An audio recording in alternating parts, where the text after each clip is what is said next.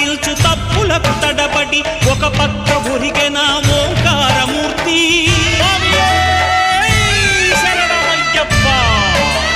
స్వాములందరూ తనకు సాయము కాగా ధీమంతుడై లేచె ఆ కన్య స్వామి. పట్టబంధము వీడి భక్తతతికై పరుగు పరుగున వచ్చె భూమిపైకి నరుడై.